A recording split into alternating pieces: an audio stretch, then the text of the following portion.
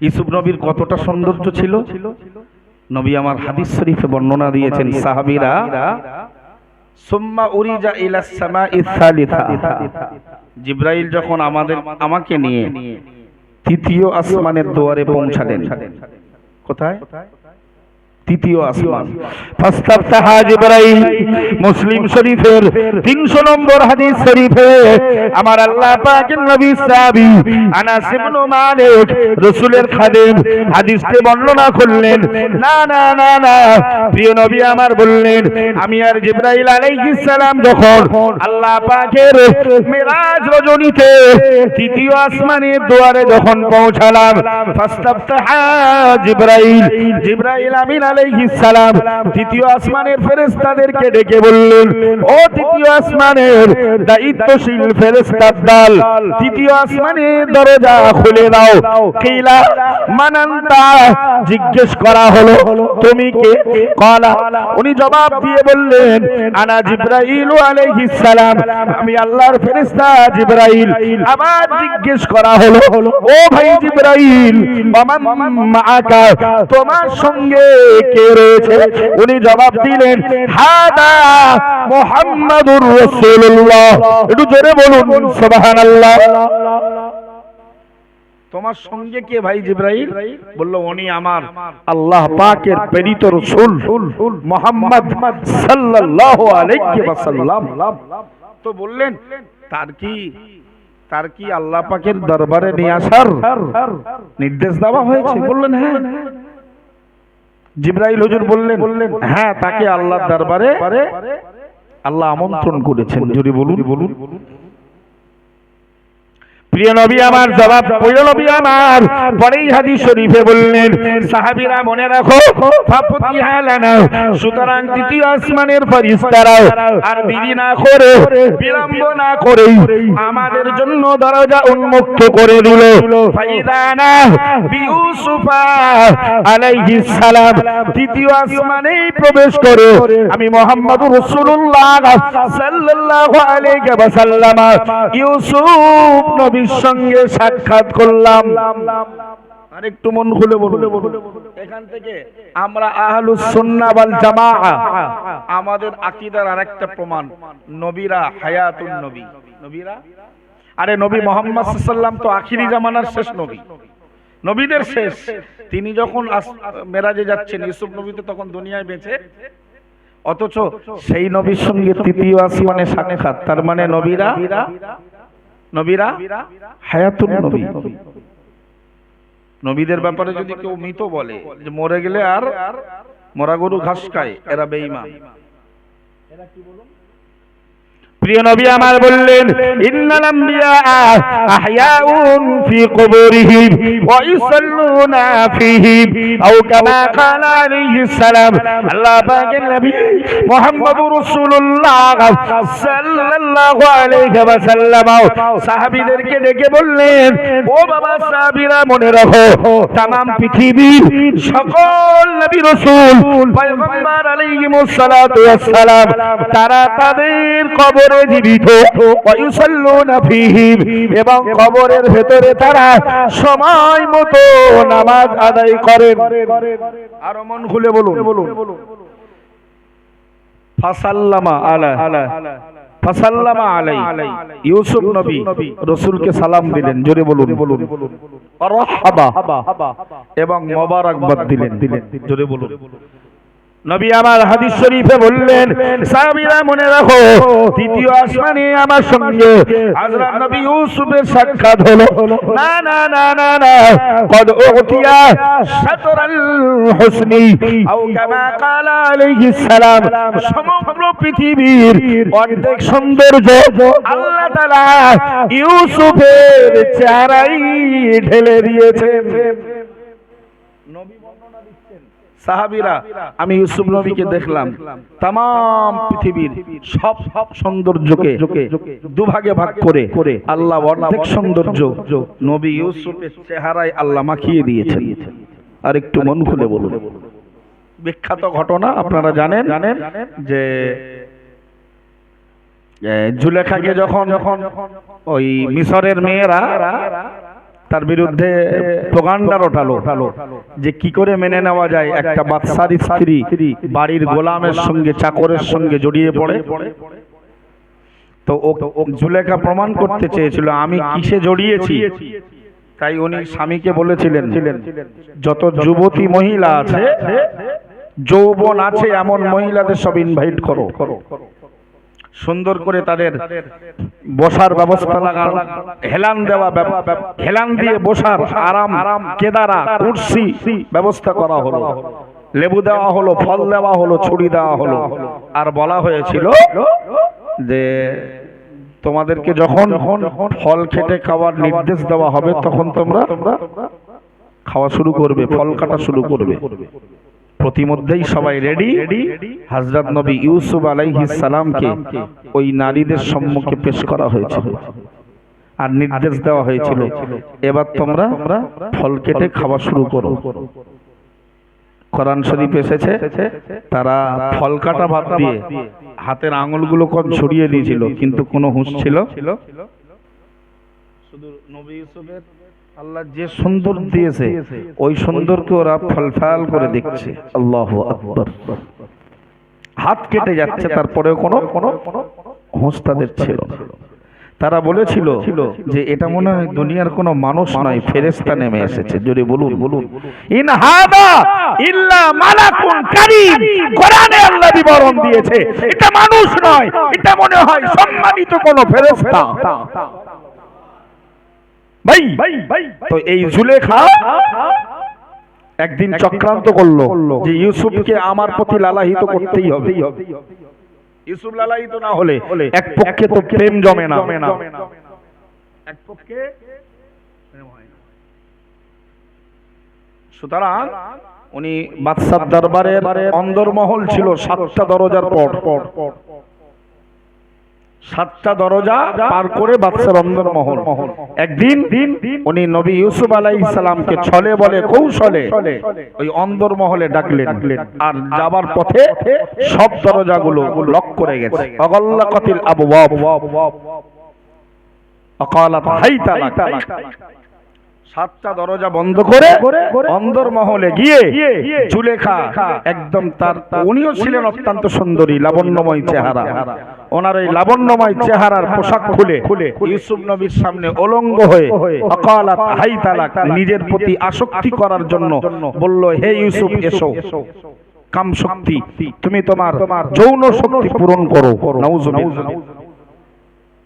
কোরআনে আল্লাহ বিবরণ দিলেন সাইয়্যিদুনা নবী ইউসুফ আলাইহিস সালাম এক বিন্দু দেরি করলো না, না না না না না, অন্দরমহলে নবী ইউসুফ পৌঁছে গেল। গিয়ে তিনি দেখতে পেলেন জুলেখা বাদশার স্ত্রী, তিনি উলঙ্গ বস্ত্রবিহীন অবস্থায় নিজের দিকে আকৃষ্ট করার জন্য ডাকছেন। আল্লাহর নবী সাইয়্যিদুনা ইউসুফ আলাইহিস সালাম আল্লাহকে ডেকে বললেন, কালাম মাআদাল্লাহ, কালা মাআদাল্লাহ, ও রব্বুল আলামিন আল্লাহ, এই কঠিন পরিস্থিতিতে আমি ইউসুফ আলাইহিস সালাম আপনার কাছে মুক্তি চাচ্ছি। জোরে বলুন, আরো মন খুলে বলুন সুবহানাল্লাহ। ও রব্বুল আলামিন আল্লাহ, আপনি ছাড়া আমার আর কেউ বাঁচাতে পারে না। আল্লাহ তাআলা এই কঠিন পরিস্থিতিতে আল্লাহ আপনি আমার সহযোগী হয়ে যান। পৃথিবীর হাদিস শরীফে এসেছে যে কিয়ামতের দিন সাবআতুই ইউযিল্লুহুমুল্লাহু ফি যিল্লিহি ইয়াওমা লা যিল্লা ইল্লা যিল্লুহু। কিয়ামতের দিন আল্লাহর আরশের ছায়া ছাড়া কোনো ছায়া থাকবে না। ওই দিন ওই আরশের ছায়ায় 7 শ্রেণীর মানুষ জায়গা পাবে। কয় শ্রেণীর? 7 শ্রেণীর। এর একটা হলো শাবুন নাশাআ ফি ইবাদাতিল্লাহ, ওই যুবক যুবতী যারা যৌবন বয়সটা আল্লাহর ইবাদতে অতিবাহিত করেছে। আর একটু মন খুলে বলুন। আর একটা হলো ইমরাতুন জাতা মানসাবি, কোন সুসন্ধি সম্ভ্রান্ত পরিবারের এবং সুন্দরী দেখতে কোন মেয়ে যদি কোন পুরুষকে ডাকে চাহিদা পূরণের জন্য, আর পুরুষটা যদি বলেন ফাকালা ইন্নী আখাফুল্লাহ, হে মহিলা, হে নারী, আমি আমার আল্লাহকে এই ব্যাপারে ভয় করি, সুবহানাল্লাহ, এই পুরুষটার জায়গা, এই পুরুষটার ঠিকানা কিয়ামতের দিন আল্লাহর আরশের ছায়ায়। যদি বলে আরেকটু মন খুলে বলুন। হাদিস শরীফে এসেছে ফাকালাত ইমরাতুন যাতা মানসাবিন ওয়া জামালিন ফাকালা ইন্নী আখাফুল্লাহ। কোন পুরুষকে যদি সম্ভ্রান্ত পরিবারের সুশ্রী নারী যদি ডাকে কাম শক্তি পূরণ করার জন্য, চাহিদা পূরণ করার জন্য, আর পুরুষ যদি বলে ইন্নী আখাফুল্লাহ, আমি এই ব্যাপারে কারোর ভয় না করলেও আমার আল্লাহকে ভয় করি, এই লোকটার ঠিকানা আল্লাহর আরশের ছায়ায়। যদি বলুন আর একটু মন খুলে বলুন। নবী ইউসুফ আলাইহিস সালামের ঘটনা শোনানো উদ্দেশ্য ছিল না। সেই নবী ইউসুফকে যখন কুয়ায় ফেলা হয়েছিল, নবী ইউসুফকে যখন কুয়ায় ফেলেছিল, কারা ফেলেছিল? হ্যাঁ, নিজের মায়ের পেটের না হলেও কিন্তু নিজের বাপের রক্তের, নিজের বাপের। নবী ইউসুফ আলাইহিস সালামের ওই স্ত্রীর সন্তান ছিল 10টা, আর ইউসুফ নবী যে মায়ের গর্ভে, যে স্ত্রীর, নবী ইয়াকুব আলাইহিস সালামের যে স্ত্রীর গর্ভে জন্ম লাভ করেছেন, ওনার সন্তান ছিল 2টো, ইউসুফ আর বনিয়ামিন। বিখ্যাত ঘটনা আপনারা শুনেছেন। হযরত নবী ইউসুফ আলাইহিস সালামের ওই 10 ভাই, ইউসুফ যখন জন্ম লাভ করেছে, তার চেহারা, তার নম্রতা, ভদ্রতা, তার চালচলন প্রমাণ করছে ইয়াকুবের বংশে এই 11 নম্বর সন্তান ইউসুফ নবী হবে। আর একটু মন খুলে বলুন, অটোমেটিক যে সন্তানটা ভদ্র হয়, নম্র হয়, খোদাবিত হয়, বাম্মা খোদাবিতি যদি নাও হয়, এরপরেও ছেলেটার প্রতি মহব্বত, ছেলেটা নামাজ পড়ে, দাড়ি রেখেছে, টুপি পড়ে, বাম্মার মায়া মহব্বত লম্পট ছেলের থেকে ওই ছেলেটার প্রতি বেশি হবে। ইউসুফ নবীর এই ভালোবাসা ইয়াকুব নবীর পক্ষ থেকে ভাইদের সহ্য হলো না, কুয়ায় ফেলে দিল তারা। যদি কোনোদিন নিজের রক্তের কেউ প্রতারণা করে, এই ঘটনাটা দিয়ে শান্ত হবে। একদিন সেই 10 ভাই, নবী ইউসুফ যখন বাদশাহী সিংহাসনে বসেছিলেন মিশরের, সেই 10 ভাই রেশনের মাল আনতে তার কাছেই দৌড়তে হয়েছিল। সুবহানাল্লাহ। প্রতিশোধ নিলে ইউসুফ নিতে পারতেন না, ফাঁসির কাস্টে ঝুলিয়ে দিতে পারতেন। ছলে বলে কৌশলে 11 জন গেছে, বনিয়ামিনকে ছাড়বে না ইয়াকুব নবী, যে ওর একটা ভাই তো তোরা ক্ষতি করেছিস, আমার ভয় হচ্ছে। বলল আব্বা দাও। প্রথমবারে ইউসুফ নবী ওর না নিয়ে যাবার পরেও রেশনের মাল দিয়ে দিয়েছে, মানে দেশে খরা দেখা দিয়েছে, বাদশার দরবারে ছাড়া গম নেই। প্রথম বছরে প্রথমবারে যখন গিয়েছে, বনিয়ামিনকে ছাড়াই ইউসুফ নবী ওদের ধরা দেয়নি, মাল দিয়েছে, কিন্তু বলল পরের বারে বনিয়ামিনকে আনতে মাথা পিছু মাল দেওয়া হবে, নালে দেওয়া হবে না। আসলে ইউসুফ নবী সব বুঝতে পারছে, এরা তা জানে না, এরা মনে করে ইউসুফ শেষ। তো পরের বারে বনিয়ামিন গেছে, যিনি মালটা মাপে, রেশন ডিলারে মাল মাপার লোক থাকে না, ওরে বলেছে ওই মাল মাপার, ওই মাল কাটানোর ওই গ্লাস বা একটা পাত্র ছিল, বলে ওইটা বনিয়ামিনের ব্যাগে দিয়ে দেবে। খোঁজা হচ্ছে, পাওয়া যায় না, সন্ধান করতে করতে বনিয়ামিনের ব্যাগেই সন্ধান মিলে গেল। নবী ইউসুফ আলাইহিস সালাম বললেন বনিয়ামিনকে বন্দী করা হবে, ছাড়া। এদের 10 ভাইয়ের মাথার ব্রেনের কাজ করে না যে এখন আর আমরা আমার আব্বার দরবারে গিয়ে মুখ দেখাবো কি করে। একটা ভাই তো আমরা নষ্ট করেছি, আবার বনিয়ামিনকে যদি রাজদরবারে বন্দিশালায় রেখে যাওয়া হয়, আমার আব্বা আর বাঁচবে না, আমরা নিরুত্তর হয়ে যাব, লাজবাব হয়ে যাব। ইউসুফ নবী সব বুঝতে পারছেন। ইউসুফ নবীর কাছে ওরা হাতে পায়ে ধরছে যে বাদশা জাহাপানা, আপনি আমাদের কাউকে আটকে দেন, কিন্তু বনিয়ামিনকে এবং ঘটনাটাও বলছে যে আমরা ওর একটা ভাইকে এভাবে ক্ষতি করে ফেলেছি, আর এই ভাইটা আবার যদি আমরা না নিয়ে যেতে পারি, আমার আব্বা না অনেক বয়োজ্যেষ্ঠ হয়ে গেছে, চোখে আর দেখতে পায় না, অনেক বয়স হয়ে গেছে। ইয়াকুব নবী তিনি আমাদের প্রতি অনেক রাগান্বিত হবেন এবং তিনি এই মায়া, এই কষ্ট তিনি সহ্য করতে পারবেন। আল্লাহ পাকের নবী সাইয়্যিদুনা ইউসুফ আলাইহিস সালাম আর এক বিন্দু দেরি করলো না, ভাইদেরকে ডেকে বলল, তোমরা আমাকে চিনতে পারো না, আনা ইউসুফ ওয়া হাদা আখি, আমি তো তোমাদের কুয়ায় ফেলে দেওয়া সেই ভাই ইউসুফ, ওয়া হাদা আখি, আর বনিয়ামিন এ হলো আমার ছোট ভাই। একটু জোরে বলুন সুবহানাল্লাহ।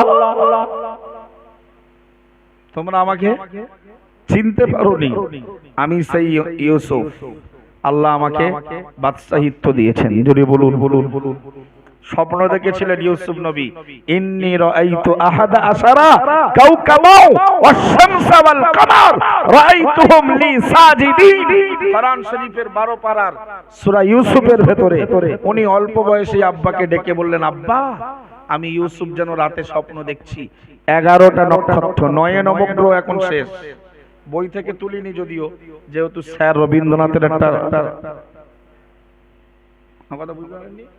বিদ্যাসাগরের, আরে বিদ্যাসাগর যদি হয় সেটা আর অন্য কেউ নয়, প্রফেট মুহাম্মদুর রাসূলুল্লাহ সাল্লাল্লাহু আলাইহি ওয়াসাল্লাম। জোরে বলে, পৃথিবীর যদি কেউ বিদ্যাসাগর হয়, পৃথিবীর কারোর কাছ থেকে যিনি বিদ্যা অর্জন করেননি, অথচ 1400 বছর আগে বলেছেন, ওয়াইস্তু মুআল্লিমান, আমি মুহাম্মদুর রাসূলুল্লাহ সাল্লাল্লাহু আলাইহি ওয়াসাল্লামকে আল্লাহ জগৎ গুরু বানিয়ে পাঠিয়েছেন। জোরে বলে, অথচ পৃথিবীতে তার কোনো শিক্ষক পাওয়া যায় না। সুতরাং পৃথিবীর কারণ যদি বিদ্যাসাগর বলতে হয় সেটা আর কেউ নয়, মুসলমানদের নবী, মুসলমানদের নবী, কাফেরদের নবী, মুশরিকদের নবী, গাছপালার নবী, জন্তু জানোয়ারের নবী, আসমানের ফেরেশতাদের নবী, तमाम কুল কায়নাতের নবী মুহাম্মদুর রাসূলুল্লাহ সাল্লাল্লাহু আলাইহি ওয়াসাল্লাম। জোরে বলে, মক্কার কাফেররা বলেছিল, মুহাম্মদ তোমার ধর্ম যদি সত্য হয়, তোমার প্রচারিত আল্লাহ যদি এক হয়, সত্য হয়, তাহলে আমাদের উপরে কিছু আযাব দাও, আমরা মানব না, তোমরা শাস্তি দাও, আমরা বুঝবো যে হ্যাঁ তুমিও সত্য, তোমার রবও সত্য, তোমার প্রচারিত ধর্ম সত্য, তোমার ধর্মগ্রন্থ সত্য, জান্নাত জাহান্নামও সত্য। প্রিয় নবী কিছু বলছেন না, মনের দিক দিয়ে খানিকটা হতাশ। আল্লাহ বললেন, হাবিব আমা কানাল্লাহু লিয়ুআযিবাহুম ওয়া আনতা ফীহিম, তোমার আল্লাহ, তোমার রব আমি আল্লাহ, এটা তো কখনোই পারি না, আমার জন্য উচিত নয়, সমসীন নয়, কারণ যেখানে তুমি থাকবে আর আমি আল্লাহ আযাব দেব, এটা হতে পারে না। যদি বলুন, তুমি ওদের ভেতরে থাকবে আর আমি আল্লাহ দুর্যোগ দেব, আসমানি গজব দেব, ওরা ধ্বংস হবে, এটা হতে পারে না। কারণ আমি আল্লাহ যতটা এরিয়ার রব, রব্বুল আলামিন। আল্লাহর নাম কি? রব্বুল আলাম, মানে হচ্ছে পৃথিবী, আলাম মানে পুরো কুল কায়নাত, সমগ্র আসমান জমিন নবমণ্ডল ভূমণ্ডল, এর মধ্যে যা আছে সব কিছুর রবকে আল্লাহকে আল্লাহ বলেছেন রব্বুল আলামিন, আর নবীকে আল্লাহ বলেছেন রহমাতুল লিল আলামিন। যদি আরেকটু মন খুলে বলুন, ওগো নবী মুহাম্মদুর রাসূলুল্লাহ সাল্লাল্লাহু আলাইহি ওয়াসাল্লাম, না না না, হতে পারে না, তুমি তাদের মাঝেই বিদ্যমান থাকবে, আমার রহমতের নবী, দয়ার নবী, অনুগ্রহের নবী, অনুকম্পার নবী, তুমি কাফেরদের মাঝে থাকবে, কুরাইশদের মাঝে থাকবে, মক্কা নগরীতে থাকবে, মদিনাতে থাকবে, আরব ভূমিতে থাকবে, পৃথিবীতে থাকবে, আর আমি আল্লাহ গজব দিয়ে ধ্বংস করে দেব, এটা কখনোই হতে পারে না। কারণ আমি আল্লাহ যতটা এরিয়ার রব, রব্বুল আলামিন, তুমি ওই ততটা এরিয়ার তুমি রহমতের নবী। জোরে বলুন, আরো জোরে বলুন সুবহানাল্লাহ, নারায়ে তাকবীর। আমি যত দূর পর্যন্ত জমিনের যত নিচ পর্যন্ত যত এরিয়ায় আমি রব, তুমি ওই সব এরিয়ার রহমত। মন খুলে বলুন। সুতরাং এটা হতে পারে না ভাই। বক্তব্য আমার ওই জায়গায় নয়। হযরত নবী ইউসুফ আলাইহিস সালাম বললেন, আনা ইউসুফ ওয়া হাদা আখি কদ মান্নাল্লাহু আলাইনা, আল্লাহ আমাদের প্রতি অনুগ্রহ করেছেন, কুয়া থেকে বাঁচিয়েছেন এবং ইউসুফকে বনিয়ামিনকে আমার কাছে পাঠিয়ে দিয়েছেন।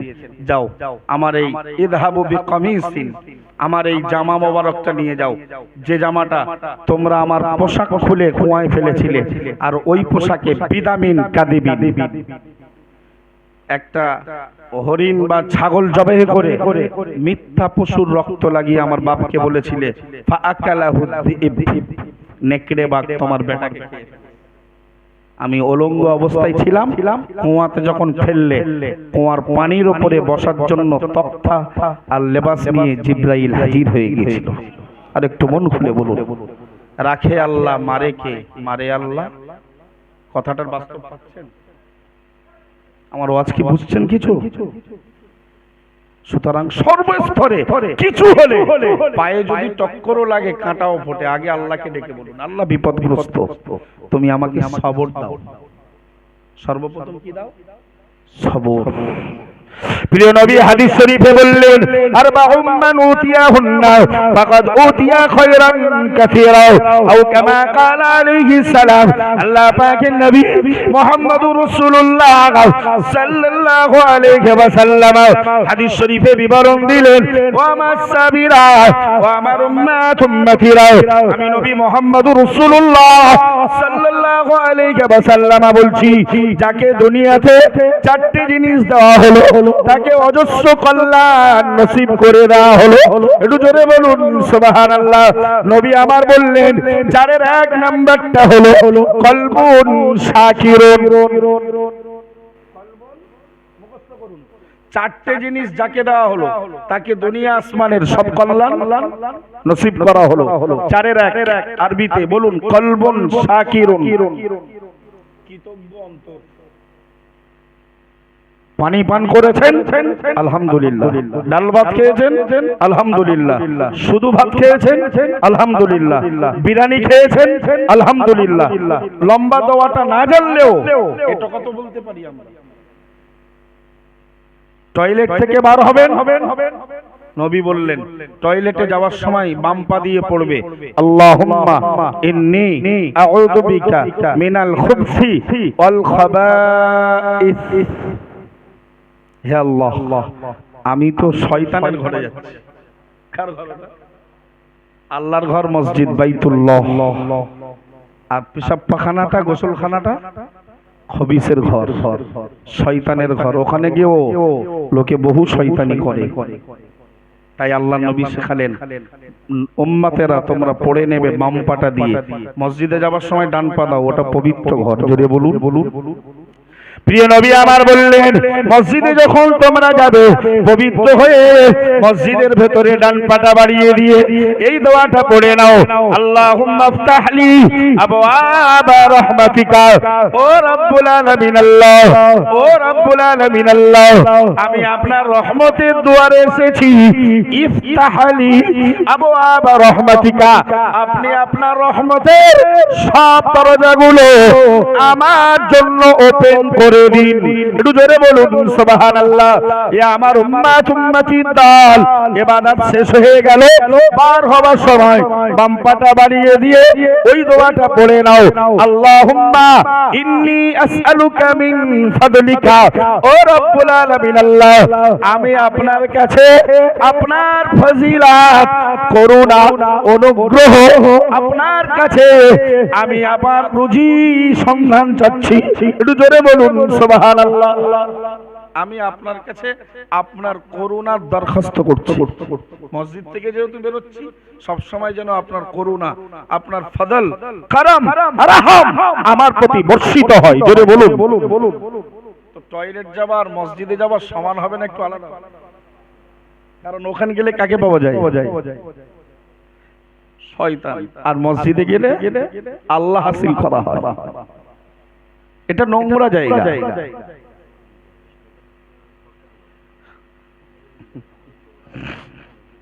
হ্যাঁ, যখন আমরা আমাদের ফরজ তরফ করি তখন শয়তান তো তার বিভিন্ন, এটা আল্লাহ পাক তার শাখা, তার সেই শক্তি দিয়েছে আল্লাহ বান্দাকে পরীক্ষা করার জন্য। বান্দাকে তো আল্লাহ পরীক্ষা নেবেন। নবী রাসূল পয়গম্বর আলাইহিমুস সালাতু ওয়াস সালামদের আল্লাহ পরীক্ষা নিয়েছেন সবথেকে বেশি পরীক্ষা। হাদিস শরীফ এসেছে যে নবীরা সবথেকে বেশি পরীক্ষার সম্মুখীন, তারপরে ইমানে যারা পাকাপোক্ত তাদের পরীক্ষা বেশি, তারপরে যাদের ইমান পাকা তাদের পরীক্ষা বেশি। সুতরাং এই সমস্ত স্টেজে আমাদের জন্য পরীক্ষা থাকবে। ফেরেশতা আমাদের সঙ্গে থাকে, কিন্তু ওই সময়গুলো ফেরেশতারা আলাদা হয়ে যায়, কারণ সেখানে আমরা নির্জনতা হই এবং আমরা সেখানে অলঙ্গ হই, সেখানে আমাদের ফরজ তরক হয়, সেই জন্য শয়তান সেখানে বাসা বাঁধে। এই জন্য আল্লাহ নবী বললেন জায়গাটা যখন বিপজ্জনক, বাঁচার জন্য দোয়া শিখিয়ে দিচ্ছি। সুবহানাল্লাহ বিহামদিহি। হে আল্লাহ, আল্লাহুম্মা, হে আল্লাহ, ইন্নী আউযু বিকা, আমি আপনার কাছে আশ্রয় চাচ্ছি, মিনাল খুবসি ওয়াল খাবাইস, জিন্নাত এবং শয়তান খবিসদের অনিষ্টতা থেকে। সুবহানাল্লাহ। আর ওখানে যেতে হবে বাম পা দিয়ে, মসজিদে যেতে হবে, কিন্তু এই হুঁশই থাকে না আমাদের, মসজিদে উঠে যাচ্ছি বাম পা দিয়ে। তো ভাই এগুলো একটু খেয়াল রাখতে হবে। ওখান থেকে বেরোনোর সময় একটা সুন্দর দোয়া শিখিয়েছেন নবী, কারণ আমাদের পেটের দুর্গন্ধটাকে, পেটের কষ্টদায়ক বস্তুটাকে আমরা বার করলাম, তাই না? খুব তৃপ্তি হয় আমাদের। আল্লাহ নবী শেখালেন সাহাবীরা পড়ো গুফরানাকা, ডান পাটা দিয়ে পড়ো গুফরানাকা।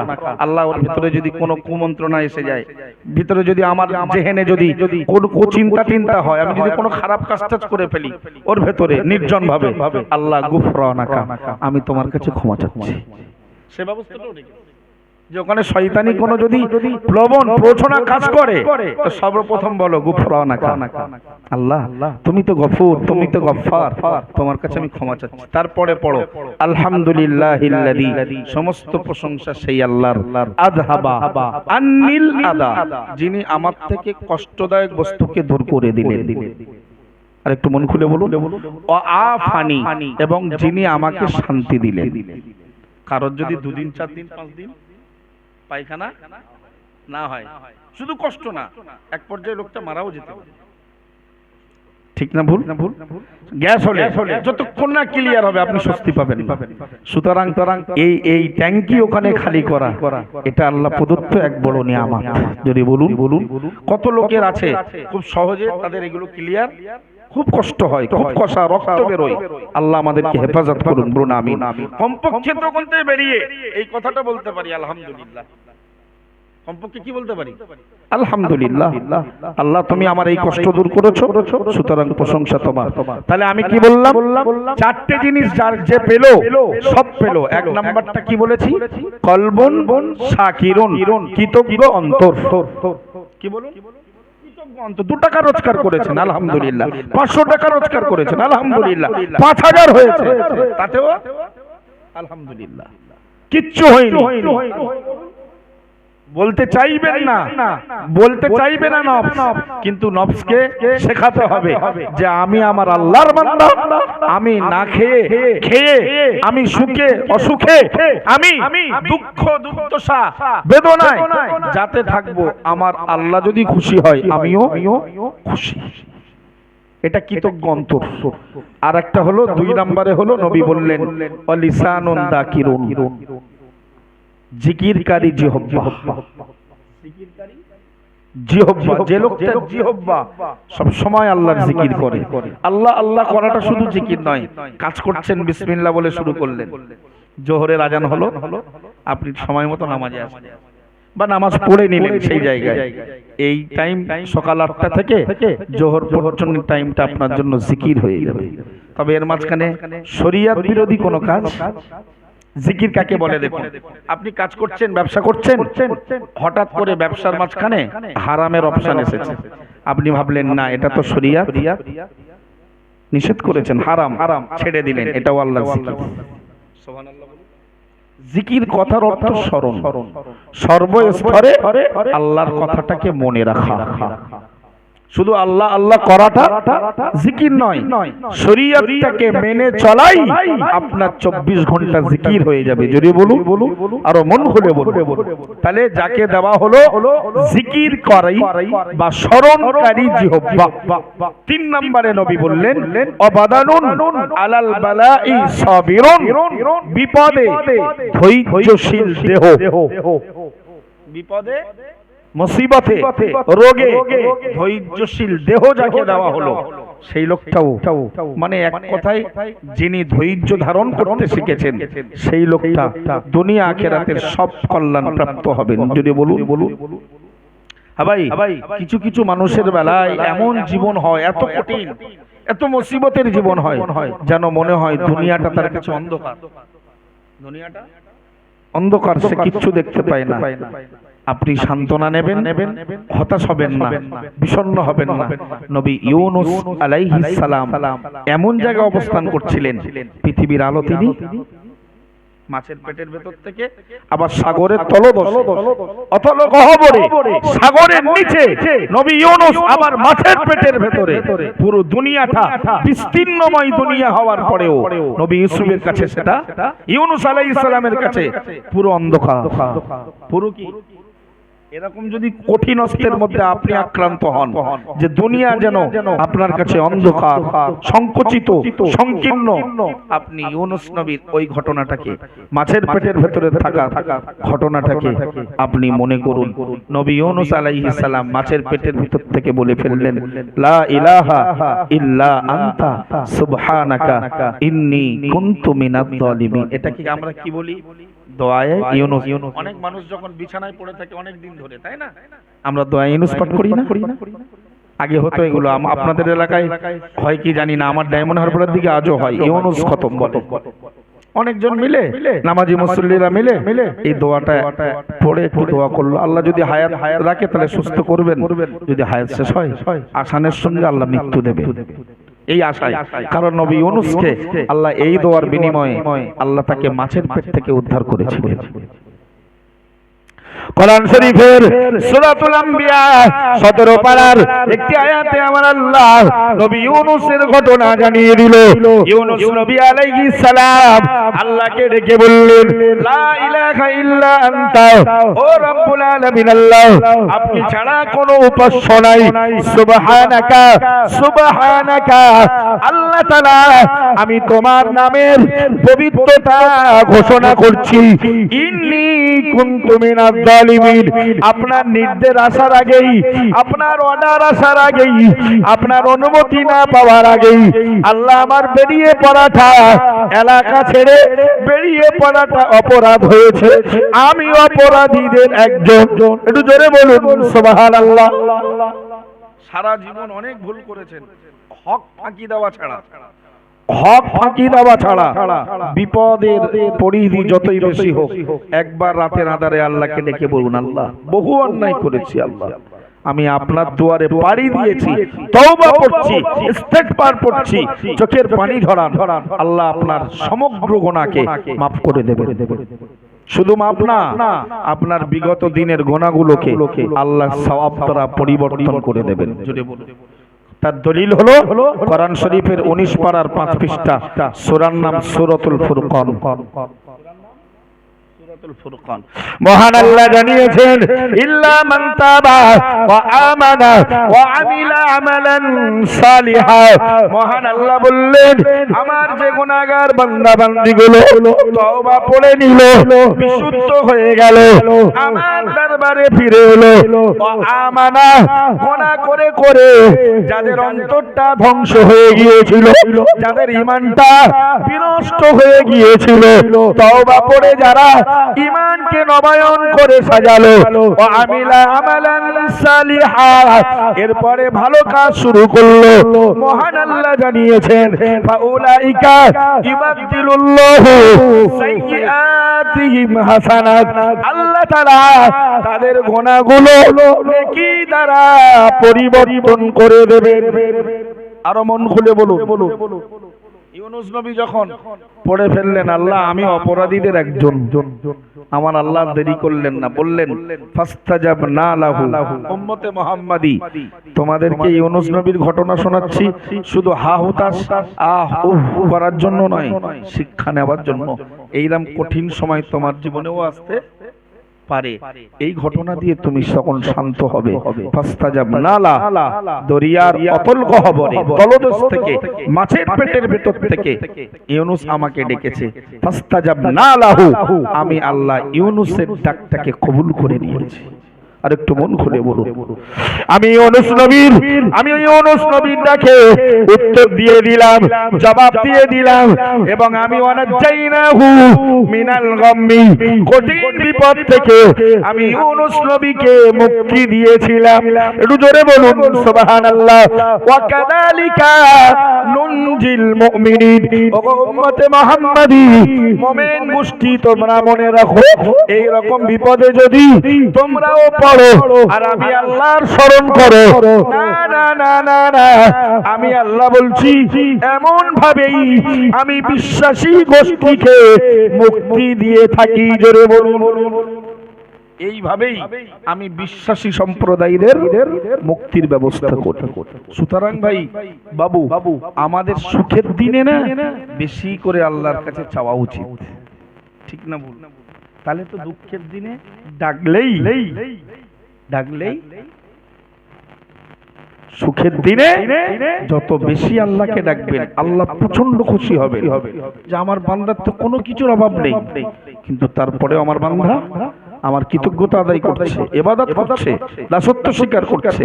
সুতরাং সেই বান্দা যদি কোনো বিপদে পড়ে আল্লাহকে ডাকে, ইউনুস নবী তো সর্বদাই আল্লাহকে ডাকতেন এবং আল্লাহর মিশনেই তিনি প্রচেষ্টা চালাচ্ছিলেন। উবুদুল্লাহ মা লাকুম মিন ইলাহিন গায়রু, এক আল্লাহর একত্ববাদ প্রতিষ্ঠা করছিলেন।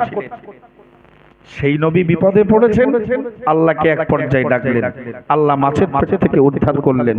কিন্তু কঠিন একটা কথা আল্লাহ 23 পারার সূরা সাফফাতের ভেতরে বলেছে, লাউলা আন্নাহু কানা মিনাল মুসাব্বিহিন, যদি ইউনুস মাছের পেটের ভেতরে আমার নামে তাসবিহ পবিত্রতা ঘোষণা না করত, লালাবিসা ফি বাতনিহি ইলা ইয়াউমি ইউবাসুন, কিয়ামত পর্যন্ত মাছের পেটটাই নবী ইউনুসের আবাসস্থল, বসবাসের বাসস্থান বানিয়ে দিতাম।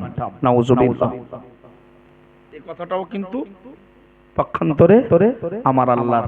আমরা এরকম সুখের দিনে যারা আল্লাহকে ভুলে গেছি, বিপদের দিনে আমাদের বিপদ ওই মাছের পেটের মতো, পেটের ভেতরের মতো, ওই বিপদ থেকে আর উদ্ধার হচ্ছে না, লোকটা মারা যাচ্ছে। এই কথাটাও আল্লাহ বলে দিয়েছে 23 পারার সূরা সাফফাতের ভেতরে, লাউলা আন্নাহু কানা মিনাল মুসাব্বিহিন, যদি ইউনুস মাছের পেটের ভেতরে আমার স্মরণ না করত, আমার নামে তাসবিহ না পড়ত, লালাবিসা অবশ্যই সে অবস্থান করত, বসবাস করত, ফি বাতনিহি ওই মাছের পেটের ভেতরে, ইলা ইয়াউমি ইউবাসুন, যতদিন কিয়ামত না সংগঠিত হতো। শব্দ অর্থ ব্যাখ্যা আপন জায়গায়, ব্যাখ্যা যার অর্থে ক্লিয়ার হয়, ভাব প্রকাশ হয়, তার আর ব্যাখ্যা লাগে না। ভাই আমার, আমি বোঝাতে চাচ্ছিলাম, সুতরাং অবাদানুন আলাল বালাই সাবিরুন, বিপদে একটা ধৈর্যশীল দেহ। চারটি জিনিসের এক নাম্বার হলো কলবুন শাকিরুন, কৃতজ্ঞ অন্তর। দ্বিতীয়টা মুখস্থ করুন, জিকিরকারী জিহ্বা। আর 3 নাম্বারটা হলো বিপদে ধৈর্যশীল দেহ। ভাই, আমরা কঠিন রোগগ্রস্ত হলে, সামান্য জ্বর হলে, একটু পেটের প্রবলেম হলে আমরা নামাজ না পড়ার অবহেলা করি, গাফলতি করি না? মানে আমরা ছলনা পেয়ে যাই, আমরা অজুহাত পেয়ে যাই, পেশ করি। একটু বলবেন, যত বড় রোগ হোক, আইয়ুব নবী আলাইহিস সালামের থেকে আইয়ুব নবী, আরে ভাই এখানে একটা প্রশ্ন হতে পারে যে তিনি একটা নবী, তার এত বিপদ আসবে, তাই না? ইউনূস নবীর মতো একজন ব্যক্তি নবী, আল্লাহ তাকে এত কঠিন বিপদে ফেলবেন কেন? এগুলো যুগে যুগে উম্মতের ঈমানের মাত্রাটাকে মজবুত করার জন্য আল্লাহ প্রমাণ রেখেছেন। যদি বলুন আর একটু মন খুলে আইয়ুব নবী আলাইহিস সালাম এত কঠিন রোগগ্রস্ত, কখনো সখনো আপনার জীবনে এরকম বিপদ হতে পারে, তাম পৃথিবীর লোকে আপনাকে নিয়ে উপহাস করবে, ঠাট্টা বিদ্রুপ করবে, কৌতূহল করবে, আপনি আনন্দের খোরাকে পরিণত হবেন লোকে। কিছু লোক সমাজের থাকে, মানুষ সবাই সব স্তরের লোকজন তাকে নিয়ে মজা নেয়, ঠিক না বল? যদি তাই হয় তাহলে আমাদের নবীকে দিয়ে আপনি সান্ত্বনা করুন।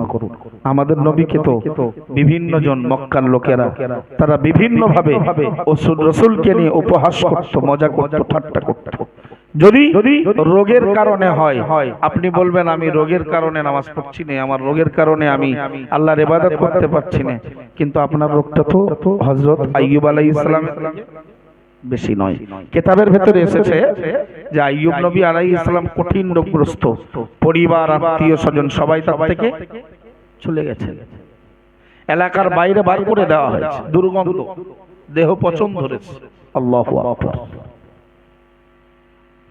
কিতাবে এসেছে এরপরেও নবী আইয়ুব আলাইহিস সালাম তার ঠোঁট দুটো নড়ত, এই কঠিন বিপদেও ঠোঁট দুটো নড়ত, আর তিনি আল্লাহ আল্লাহ করতেন। জোরে বলুন, মন খুলে বলুন, আল্লাহর জিকির করতেন। যদি কারোর কঠিন রোগ হয় বা পরিবারের কারোর রোগ হয়, হতাশ হবেন না। কোথায় যাই, কি করি না করি, আমরা অনেক সময় ক্যান্সার হলে কারোর, আল্লাহ না করুক, কারোর যেন না হয়, আমিন বলেন। এরপরেও আল্লাহ যদি কারোর দেয়, ধৈর্য ধারণ করার তৌফিক দান করুন, বলুন আমিন। এবং তার সেই রোগের চিকিৎসার ব্যবস্থাও আল্লাহ যেন দান করেন, বলুন আমিন। এরম ধরনের বড় যদি রোগ হয়, আমরা হতাশ হয়ে যাই, এই ডাক্তারের কাছে, ও কবিরাজের কাছে, ও হুজুরের কাছে, এই জেলায় সেই জেলায়, ও হসপিটাল, সেনার্সিয়াম, সব জায়গায় যাব, আমি যেতে নিষেধ করছি না, কিন্তু যাবার আগে যে ডাক্তারের প্রেসক্রিপশনের ঔষধ আমার দেহের জন্য কাজ হবে, সেই ডাক্তারকে আগে বলতে হবে।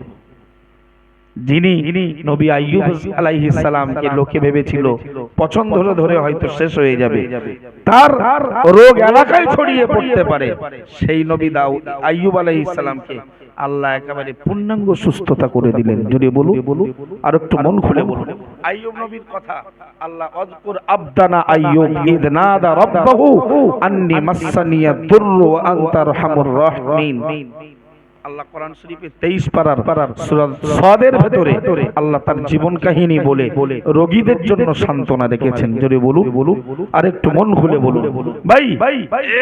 তো আমার বক্তব্য ওই জায়গায় যে নবী বললেন চারটে জিনিস, কৃতজ্ঞ অন্তর, জিকিরকারী জিহ্বা আর ধৈর্যশীল দেহ। 4 নম্বরে নবী বললেন ওয়াজাউজাতুন লা তাবগীহি খাওনান লিনাফসিহা ওয়ালা লিমালিহি আও কামা ক্বালা আলাইহিস সালাম। এমন স্ত্রী যদি কোন পুরুষের নসিবে জোটে, যে স্ত্রী নিজের ইজ্জতটা খেয়ানত করে না, নিজের ইজ্জতটা স্বামীর অবর্তমানে খেয়ানত করে না, স্বামীর অবর্তমানে স্বামীর সম্পদের খেয়ানত করে না, এমন মহিলা, এমন জীবন সঙ্গিনী, এমন লাইফ পার্টনার, এমন স্ত্রী যদি কোন পুরুষের কিসমতে জুটে যায়, আল্লাহ নবী বললেন দুনিয়া আখিরাতের সব কল্যাণ সেই লোকটা পেয়ে গেল। আর একটু মন খুলে বলুন, যার সঙ্গে একটা পুরুষের বিয়ে হলো, সেই মেয়েটা নিজের ইজ্জতের সিক্রেট হলেন, সিকিউরিটি করলেন, নিজের ইজ্জতের খেয়ানত করলেন না, এবং স্বামীর মাল, স্বামীর অবর্তমানে তো স্ত্রীর হস্তগত হয়। ফর এক্সাম্পল, স্বামী এখান থেকে মুম্বাই টাকা পাঠাচ্ছে, স্বামীর বিনা অনুমতিতে, বাপের হোক, ভাইয়ের হোক, বোনের হোক, পাড়ার কারোর হোক, প্রতিবেশীর হোক, কারোর জন্য সেই টাকা ব্যয় করা স্বামীর কাছ থেকে অনুমতি নিতে হবে। সুতরাং যে স্ত্রী পুরুষের জন্য নিজের ইজ্জতের খেয়ানত করেন না এবং স্বামীর সম্পদেরও খেয়ানত করেন না, এই স্ত্রী যদি কোন পুরুষের তকদিরে জোটে, সেই লোকটাও ইহকাল পরকালে সৌভাগ্যমণ্ডিত। জোরে বলুন, আর একটু মন খুলে বলুন। আমি আপনাকে বোঝাচ্ছিলাম, হযরত নবী হুদ আলাইহিস সালাম কওমের লোকদেরকে ডেকে বললেন, আল্লাহ ছাড়া কারোর ইবাদত করো না। ওরাও বলল যে তুমি নাদান, মিথ্যুক। এদের জবাব নূহ নবী, হুদ নবীর জবাব নিজে নিজে দিতে হয়েছে। মক্কার লোকেরা আমার নবীকে পাগল বললেন। কি বললেন? পাগল। ইন্নাকা লামাজনুন। কোরআন শরীফের 29 পারার 3য় পৃষ্ঠা, সূরার নাম সূরাতুল কলাম। কলাম। আল্লাহর নবীকে মক্কার লোকেরা বললেন, ইন্নাকা লামাজনুন, নিশ্চয়ই মুহাম্মদ তুমি অবশ্যই পাগল। আমার নবীর মর্যাদা বোঝাচ্ছিলাম, যেহেতু নবী আনা জলসা, সেই মর্যাদার উপরেই ওয়াজ প্রায় সমাপ্তের পথে হেঁটেছে। আর মাত্র 10-15 মিনিট সময় পাবো, তাই তো? এর উপরে আলোচনা হচ্ছিল যে নবী দিবস, সুতরাং আমার নবীর মর্যাদা কতটা। অন্যান্য নবীদের গালমন্দ দিয়েছে, আর সেই নবীদের জবাব প্রতিবাদ তাদের করতে হয়েছে। আমার নবীর বিরুদ্ধে যখন কেউ মন্তব্য করেছে, তার জবাব দিয়েছেন স্বয়ং আল্লাহ। যদি বলুন, মক্কার মুশরিকেরা, কাফের বেঈমানেরা, আবু জাহেল, আবু লাহাব, উতবা, সাইবা, ওয়ালিদ বিন মুগীরা, উবাই বিন খালফের সঙ্গপাঙ্গরা যখন নবী মুহাম্মদুর রাসূলুল্লাহ সাল্লাল্লাহু আলাইহি ওয়াসাল্লামকে ডেকে বলল, মুহাম্মদ তুমি অবশ্যই পাগল, আমার আল্লাহ কাফেরদের প্রতিবাদ করে বলল, মা আনতা বিনিয়ামাতি রাব্বিকা বিমাজনুন। ওগো নবী মুহাম্মদুর রাসূলুল্লাহ সাল্লাল্লাহু আলাইহি ওয়াসাল্লাম, তুমি তোমার রবের দয়ায়, তুমি তোমার রবের অনুগ্রহে তুমি পাগল নয়। জোরে বলুন, আরো জোরে বলুন সুবহানাল্লাহ। ইন্নাকা লাআলা খুলুকিন আযীম, বরং তুমি মহা চরিত্রের অধিকারী। মক্কার লোকেরা বলল, মুহাম্মদ তুমি পাগল।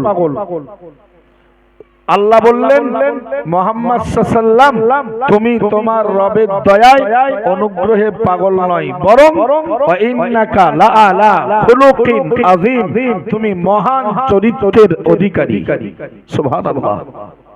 সুতরাং রাসূলের মর্যাদা কতটা আর একটা ক্ষেত্রে বুঝিয়েছি। আল্লাহ কোরআনে ডেকেছে, হে আদম, হে মুসা, হে নূহ, হে দাউদ, হে সুলাইমান, হে ইব্রাহিম, হে ইসমাঈল, হে ঈসা। কিন্তু আমাদের নবীকে হে মুহাম্মদ আল্লাহ বলেননি। ইয়া আইয়ুহার রাসূল, হে রাসূল, ইয়া আইয়ুহান নবী, হে নবী, ইয়া আইয়ুহাল মুসাম্মিল, হে চাদর ওড়ানে ওয়ালা। যদি বলুন, হে কম্বল আবৃতকারী। সুবহানাল্লাহ। রাসূলকে আল্লাহ কখনো মুহাম্মদ বলে ডাকেন, এটা আমাদের রাসূলের একটা ইজ্জত। ভাই আরেকটা হাদিস আপনাদের শোনাই শেষ পর্যায়ে। মক্কার লোকেরা, মক্কায় জিমাদ নামীয়, জিমাদ নামটা মুখস্থ করুন, জিমাদ নামীয় একজন ঝাড়ফুঁককারী ছিল। কি নাম বলেছি বাবু? ঝাড়ফুঁককারী। অন্তর্য হস্যি ময়াকার দ, জিমাদ। এই লোকটা খুব ঝাড়ফুঁক করত। তাই জিমাদের এখন মক্কার কাফেররা একদিন পেয়েছে, তা বলতেছে, ঝাড়ফুঁককারী জিমাদ সাহেব, আমাদের সমাজে না এক যুবকের আবির্ভাব ঘটেছে, নাম তার মোহাম্মদ। ও পাগল, ও কি আমরা যা করি ও তার উল্টো। এই ছেলেটারে তুমি যদি পাও, তাহলে তুমি একটু তার চিকিৎসা করো। জিমাদ ঝাড়ফুঁককারী উনি বললেন, ঠিক আছে, আল্লাহ যদি ছেলেটাকে আমি যদি পাই, তাহলে আল্লাহ আমার হাতে চিকিৎসা করিয়ে মুহাম্মদ নামীয় যুবকটাকে আল্লাহ সুস্থ করে দেবে। সুবহানাল্লাহ বলবেন না নাউজুবিল্লাহ বলবেন? আগে ভাবতে হবে। আমাদের ওয়াজে সুবহানাল্লাহ, আলহামদুলিল্লাহ, ইনশাআল্লাহ, মাশাআল্লাহ এলোপাতারি চালানো হবে না। জাহান্নামের ওয়াজ হচ্ছে সুবহানাল্লাহ, মানে হুজুর পিকআপ দিচ্ছে। এই জায়গাটা আপনাকে খুব কনভিন্স করতে হবে, ডিসাইড করতে হবে। জিমাদ আল্লাহর প্রতি ভরসা রেখেছে, লাআল্লাহু ইয়াসফিহি, লাআল্লাহ ইয়াসফিহি বিয়াদি। যদি আল্লাহ চাই আমার হাতে আল্লাহ মুহাম্মদকে সুস্থ করে দেবে।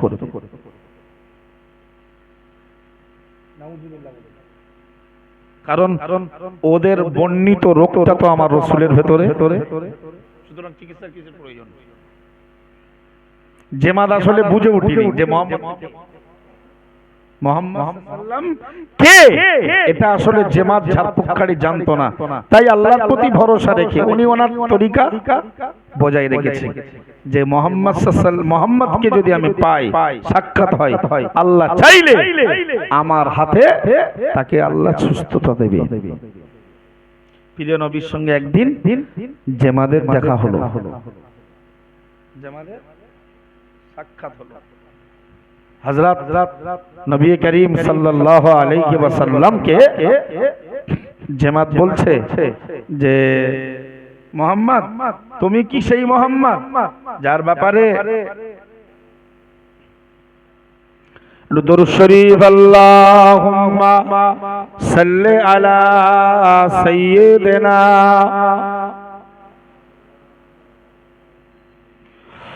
وعلى آل سيدنا مولانا محمد صلى الله عليه وسلم। হ্যাঁ, এই যে পেয়ে গেছি। হাদিসটা আমার অনেক বড় হাদিস, আমার কাছে নোট করা আছে। তো উনি বললেন লাআল্লাহ ইয়াসফিহি আলা আদাইয়া। জিমাদ বললেন, হে মক্কার লোকেরা, মুহাম্মদকে যদি আমি পাই, আল্লাহ চাইলে আমার হাতে আল্লাহ তাকে সুস্থতা দেবে। ক্বালা ফালাকিয়াহু। এখন ঘটনাক্রমে কোন একদিন মুহাম্মদ নামীয় এক ব্যক্তির সঙ্গে তার সাক্ষাৎ হয়। সুবহানাল্লাহ বলুন। আসলে ওর রোগ সারাবে আমাদের নবী মুহাম্মদ সাল্লাল্লাহু আলাইহি ওয়াসাল্লাম। বলুন সুবহানাল্লাহ। সাক্ষাৎ হওয়ায় লোকটার কপাল খুলে যাবে, এই জন্য সুবহানাল্লাহ।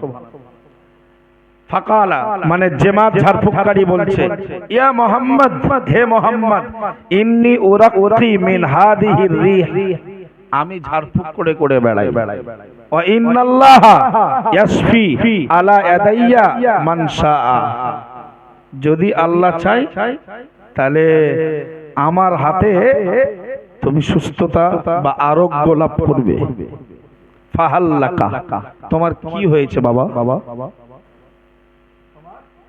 রোগটা কি? প্রিয় নবী আমার, ফাকাল রাসূলুল্লাহ সাল্লাল্লাহু আলাইহি ওয়াসাল্লাম, ইন্নাল হামদালিল্লাহ নাহমাদুহু ওয়া নাস্তাঈনুহু ওয়া নাস্তাগফিরুহু, মান ইয়াহদিল্লাহু ফালা মুদিল্লা লাহু ওয়া মান ইউদ্লিল ফালা হাদিয়া লাহু, ওয়া আশহাদু আল লা ইলাহা ইল্লাল্লাহ ওয়া আশহাদু আন্না মুহাম্মাদান আবদুহু ওয়া রাসূলুহু। জোরে বলুন আল্লাহু আকবার। জিমাদ ডাক্তার বলছে, হে বাবা মুহাম্মদ, তোর রোগ কি? ইনি কি বলছে?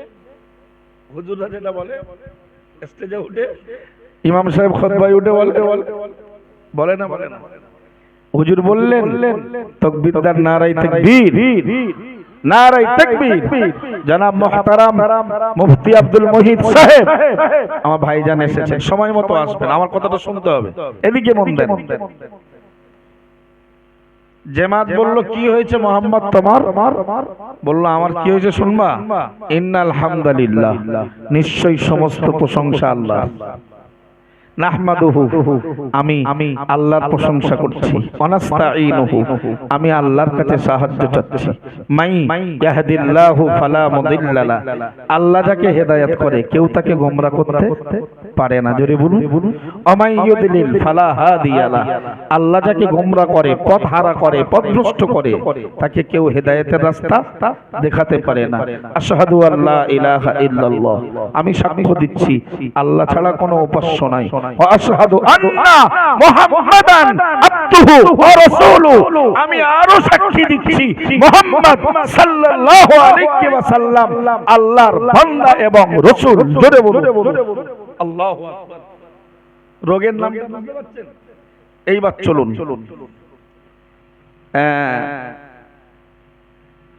আম্মাবাদ বলে না বক্তারা।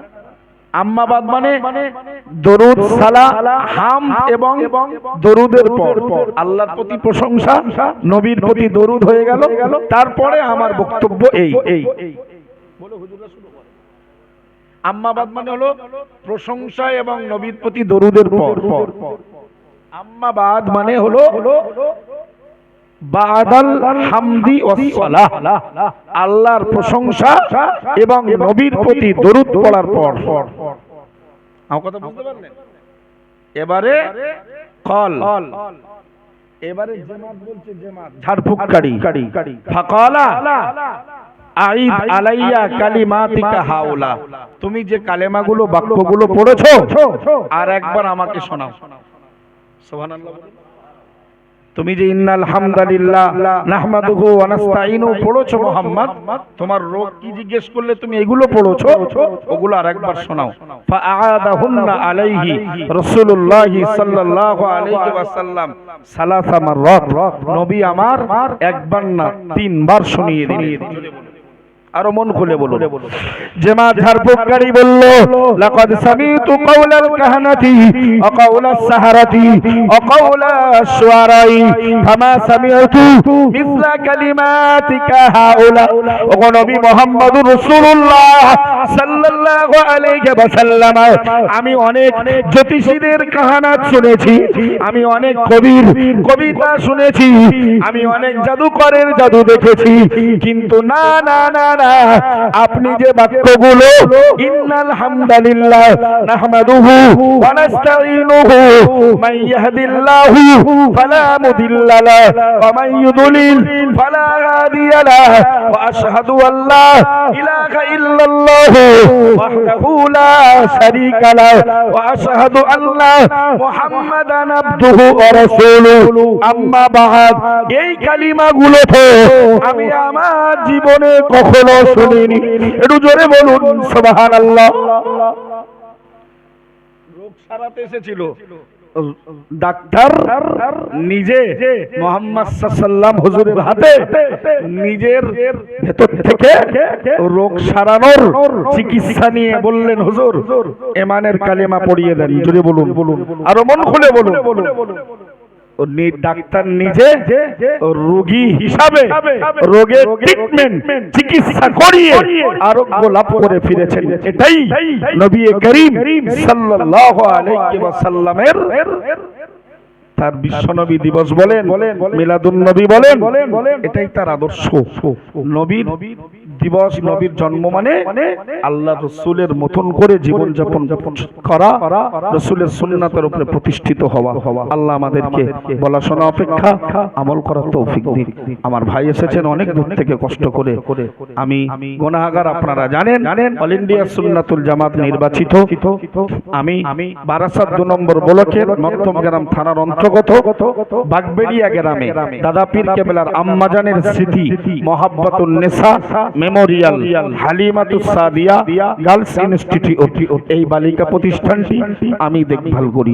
প্রতিষ্ঠানটার পক্ষে আপনাদের দোয়া, সংগঠনের সব প্রতিষ্ঠানের পক্ষে আপনাদের দোয়া এবং দানের এক অংশ দাবি রেখে এবং বাৎসরিক ইসালে সওয়াবে আপনাদের উজ্জ্বল উপস্থিতি কামনা করে এই মুহূর্তে আমি আপনাদের থেকে বিদায় নিচ্ছি।